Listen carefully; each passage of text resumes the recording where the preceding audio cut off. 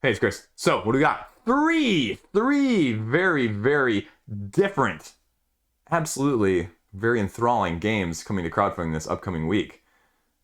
This is the crux of August right now. So we're gonna see what they have in store for us. Saw a couple hundred thousands all in this past week. A little bit of surprise there. I wouldn't be surprised if any or all of these three hit 100,000 plus as well. Let's go. First up, Spectral.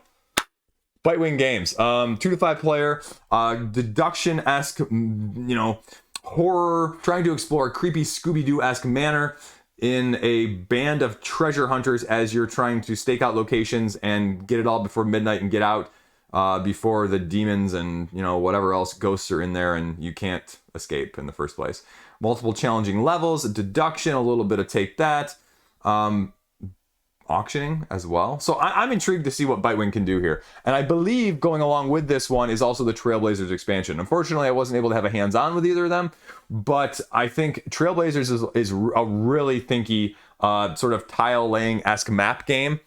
And I kind of want to see what they can do with that. So that's going to be interesting. But to be frank, Spectral is much more interesting to me, having played Trailblazers as well previously. So Spectral, again, if it's going to be 30 minutes, 2 to 5 players, that's a really good combination of things for me in a haunted manor treasure hunt style things, right? It's like ghost fighting treasure hunters, if you're familiar with that from a kid's thing, only taken to the adult side of things, which, to be frank, if you have kids out there, that is one of the first games I would recommend for like kids older than 5, is Ghost Fighting Treasure Hunters. Absolutely fantastic game. You buy the game, you get the expansion, you'll get your money's worth, I guarantee. And so that's why that one is number 1. Number 2 is going to be Midhalla, also launching in the middle of the week. And this one is sort of a Gloomhaven-esque, thematically slightly different, with a Viking legend fighting demons in a cooperative dungeon crawl manner. More strategic though, and that's where the Gloomhaven comparison comes, because they flat out say there's not going to be a luck element that's going along with this. So this isn't going to be your dice rolling,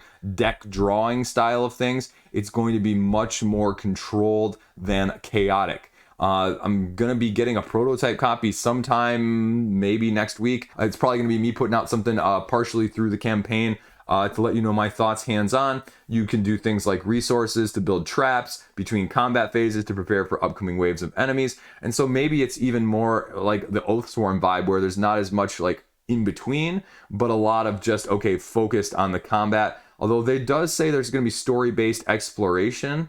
So unlocking lore, unlocking new gameplay elements. All the campaign and scenarios are replayable, they say, different skills, classes, events, and variable enemy setup. So again, there's not a whole lot of information on Spectral at this point. Midhalla has a fair amount of short videos over on Board Game Geek with some of the tutorials, but half of it is also either solo or in a foreign language. So I imagine that several of your much bigger people will have stuff out very shortly here in the next coming days. And so if you're interested, especially from a 1 to 4 player game with a dungeon crawl, and that's going to be the other question, right? With a lot of these dungeon crawls, they've said, true solo isn't true solo. Is this going to be a true solo game? And what I mean by that is, so with something like Midhalla up above, you need to have 4 characters. Something like, Aeon Trespass Odyssey, you got to play with 4 characters. Something with Adventure Tactics, you got to have at least 3. So how do you want to do that? That's going to be the question, but they're already rating it, a little bit higher on the weight scale of a 3.5. So it's definitely not going to be necessarily even as light as something like, I don't want to say that's light, but Chronicles of Drunagor. So they're going heavier from that aspect of things. So we'll kind of see. I mean, we haven't seen a whole lot of Vikings in the dungeon crawl scheme of things. So let's see what they can do. Let's see what they can do, and let's see where it goes. Last up of the big 3 here, again, a 2 to 5 player game. But this one is Perch. You're controlling flocks of birds and woodland creatures to get the best perching locations around the area. And so it's, again, an area majority King of the Hill with modularity and asymmetry. So Inside Up Games, you may remember them. This is another one. I mean, this is fast and furious for them. After the hit of Earth, they've just been trying to capitalize on the momentum as well. So you're fighting over locations as birds and other players' flocks and earning points by having the most birds on locations, pushing people off and breaking ties to win. Modular tile configuration is going to be the main setup with a variety of various creatures that will be able to be controlled. Each game, completely different tactical challenge, they say. So Again, this one must have some sort of embargo or something else, because at the time of me filming this, there is absolutely no information in terms of video-wise on Board Game Geek. So unless it just hasn't gotten uploaded there, we're going to kind of see, again, probably really close to launch, what this one actually entails. How is the dynamic? How is the flow? Because again, the time frame for playing it is under 60 minutes, they say. So that's a fast area control game. And personally speaking, that's my type of area control game. I don't want to play 2 hours of Blood Rage or 2 hours of Ankh or 2 hours of Rising Sun. Those games tend to somewhat overstay their welcome. And so I'm much more of the, lighter El Grande, my favorite one, Rumble Nation, Iwari sitting over there. So those are the ones that I'm looking at. And so is this going to be, something in the lines of those?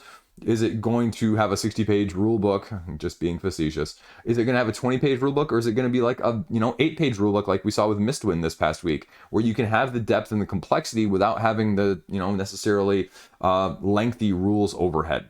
So that's the big three that I'm looking at this week, and that's why I wouldn't be surprised, especially given Inside's Up pedigree, Midhalla's dungeon crawl miniature-based driven style of things, and Spectral with Bitewing, as well as combining in Trailblazers. I would be surprised if any of those three are under 100K, especially by the end of their campaigns.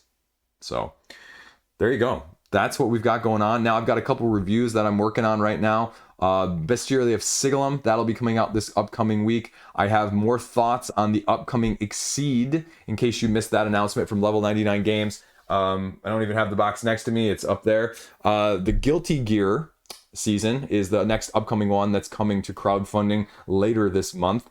A total of 20 characters from Guilty Gear are going to be coming to the table. And again, it just reminded me of why I freaking love Exceed. I just love that game. Cannot play that game enough.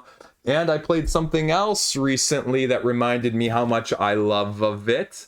Can't tell you anything more though. But in case you can't tell what this is, it's Mythic Mischief. There's more of that coming next month on crowdfunding from IB Studios. And then I've got a very, very interesting review. I think you'll be very entertained. Maybe not. I don't know, entertained. Just tune in. I'm talking about Wayfarers of the South Tigris. You didn't think I'd do it, did you? You didn't think I'd do it. Liege went there. Heavy game. Did he like it? Could he handle it? Was it too much for a light gamer? Not telling you any spoilers. You're going to have to tune in to watch out. Ugh. And then the last thing we got coming up soon, in case you can't tell what this is R2I Games Globetrotting, when it was crowdfunding last year, where you're drawing with markers on plastic globes. And so how do I feel about this one as a route building, sort of asymmetric, a little bit of set collection, but more pattern matching style of game in the line of, their previous Canvas games? We'll be talking about that shortly too. So that's the big stuff. Oh yeah, Battle of Britain. Undaunted Battle of Britain. That's a very interesting game too. Yeah, no spoilers. No spoilers today. What else we got going on? Spending way too much money on kids' travel soccer. Jeez, oh Pete's. The jerseys they call kits for soccer. Way too much money for that bullcrap. But we're in for a penny. We're in for a pound right now. So soccer practice starts this upcoming week for him. So it's about 2 weeks before school starts. So they're doing like 3 practices for an hour and a half each this week, plus another practice on Friday night for an hour. So think about that. I have a 7-year-old doing 5.5 hours of soccer practice in 1 week. I was reading something online earlier this week too. It was like £5 over in Europe to get involved at like the club level. That is the equivalent of what my kid's doing here in terms of the competition and the travel. But over here, it's like much more.